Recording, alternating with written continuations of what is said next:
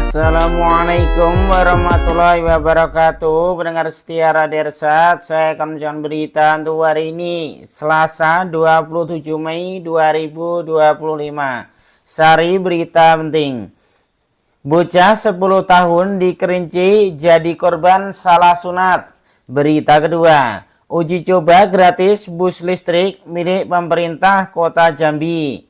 Berita ketiga, beraksi saat korban tertidur, pria 54 tahun di Dharmasraya diduga lakukan pencabulan.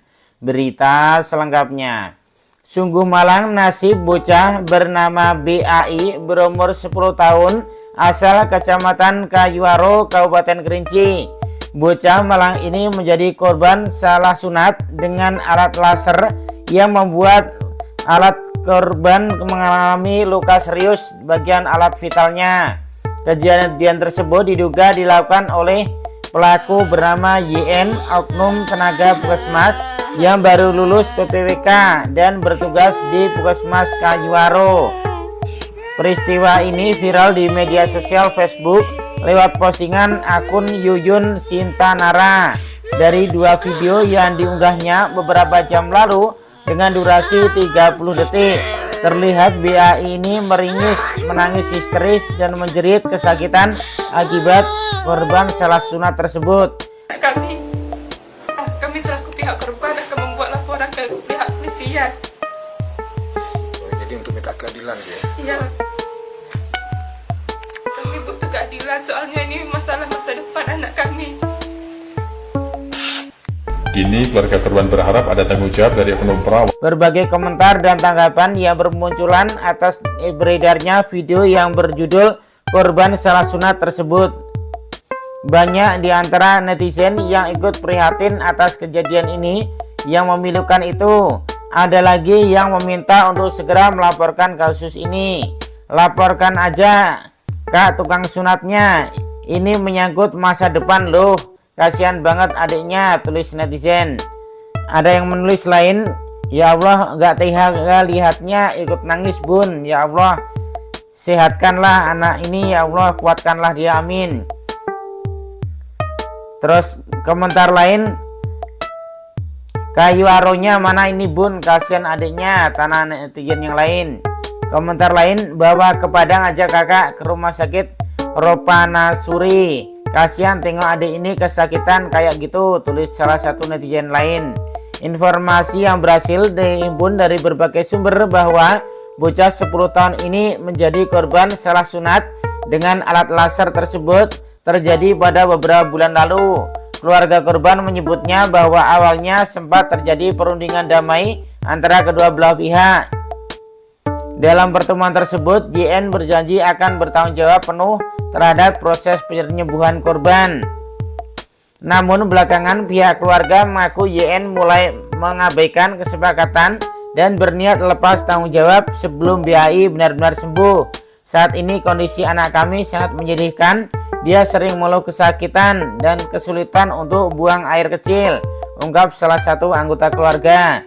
Pihak keluarga pun mendesak adanya keadilan dan menuntut itikat baik dari pelaku malpraktik tersebut.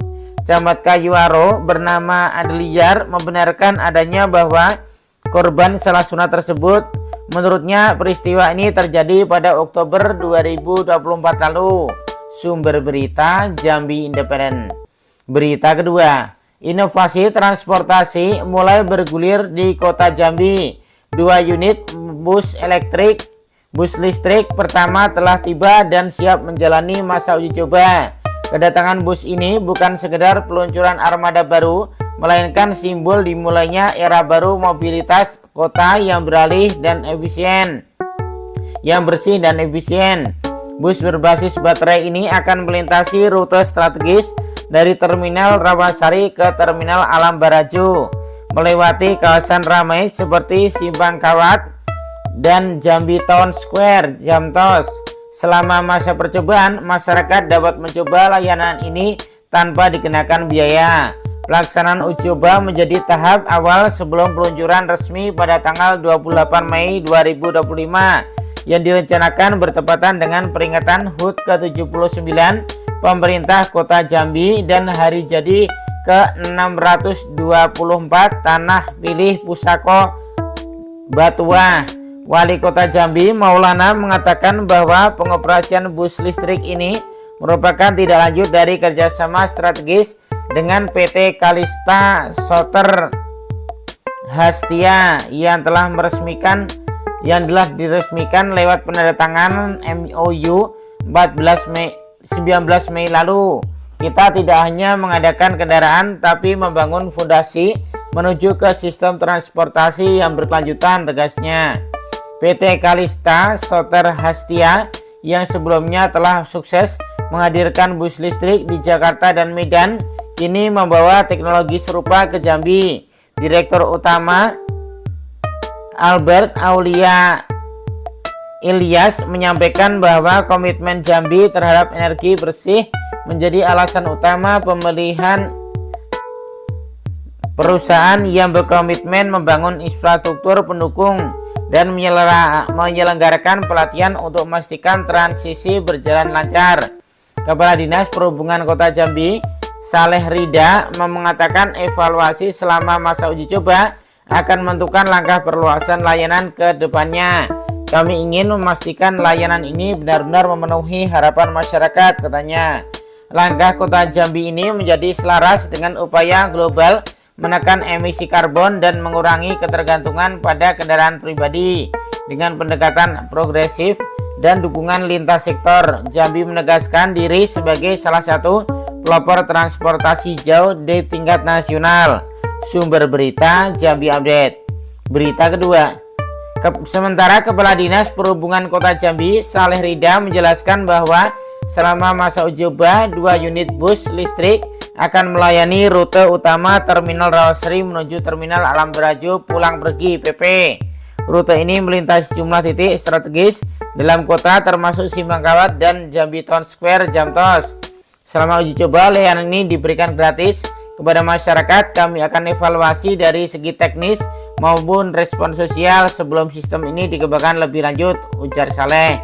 Dipilihnya rute ini dinilai strategis karena menghubungkan 2 terminal besar dan melintasi kawasan padat aktivitas sehingga dapat memperkenalkan angkutan umum yang berbasis listrik ke masyarakat secara lebih luas. Dishub juga tengah menyiapkan infrastruktur pendukung untuk menunjang operasional dan keberlanjutan sistem transportasi ramah lingkungan ini. Sebelumnya, nota kesepakaman MOU ditandatangani langsung oleh Wali Kota Jambi Dr. Haji Maulana MKM dan Direktur Utama PT Kalista Albert Aulia Ilyas usai upacara peringatan di kantor Wali Kota Jambi Senin 19 Mei 2025. Penandatangan ini menjadi langkah awal pengadaan bus listrik Kota Jambi yang sekaligus menjadi yang pertama di Provinsi Jambi. Ini bukan sekedar nota kesepahaman tapi fondasi utama fondasi masa depan transportasi Kota Jambi. Kita ingin hadirkan angkutan yang bersih, nyaman dan modern, dimulai dengan uji coba, lalu evaluasi dan ekspansi bertahap sesuai dengan pola kemitraan, ujar Wali Kota Maulana. Tahap awal implementasi direncanakan dengan uji coba 2 unit bus listrik yang diluncurkan secara resmi dalam rapat paripurna DPRD Kota Jambi tanggal 28 Mei 2025. Uji coba ini menjadi tolak ukur teknis maupun sosial sebelum masuk ke pengembangan sistem transportasi secara penuh. Sumber berita Jambi One. Berita ketiga. Tim Satreskrim Polres Dharmasraya menangkap seorang pria berinisial W berumur 54 tahun pada hari Minggu tanggal 25 Mei 2025 sekitar pukul 1:00 waktu Indonesia Barat dini hari di salah satu warung di Nagari Silago, Kecamatan Sambilan Koto, Kabupaten Dharmasraya. Warga Nagari Sungai Kambut itu, Kecamatan Pulau Punjung, diduga melakukan tindak pidana pencabulan terhadap seorang gadis berinisial NA berumur 18 tahun yang masih berstatus sebagai pelajar. Kapolres Dharmasraya AKBP Purwanto Hari Subekti melalui Kasat Reskrim Ibtu Evi Henry Susianto mengatakan penangkapan ini menindaklanjuti laporan korban. Dari hasil interogasi awal diketahui dugaan pencabulan terjadi pada Maret 2024 sekitar pukul 1:00 Indonesia Barat atau malam. Saat itu korban yang tengah tertidur di kamar warung bakso miliknya didatangi pelaku yang masuk secara diam-diam. Pelaku kemudian membuka paksa pakaian korban dan mengancam akan membunuh jika melawan, lalu melakukan aksi bejatnya. Korban sempat melakukan perlawanan namun tidak berdaya karena kalah secara fisik. Keesokan harinya pelaku kembali mengancam korban agar tidak menceritakan kejadian tersebut pada siapapun, termasuk pada ibunya. Pelaku saat ini sudah diamankan di Mapolres Dharmasraya dan tengah menjalani pemeriksaan oleh penyidik Satreskrim untuk proses hukum lebih lanjut. Tambah kasat, pelaku dijerat dengan pasal 81 ayat 1 Undang-Undang Nomor 17 Tahun 2015 tentang perubahan kedua atas Undang-Undang Nomor 23 Tahun 2002 tentang perlindungan anak, junto pasal 76D Undang-Undang Nomor 35 Tahun 2014 dengan ancaman pidana dikenakan denda dan dikenakan penjara maksimal 15 tahun. Pungkasnya. Sumber berita Harian Singgalang. Demikian berita untuk hari ini. Terima kasih atas perhatian Anda. Wassalamualaikum warahmatullahi wabarakatuh.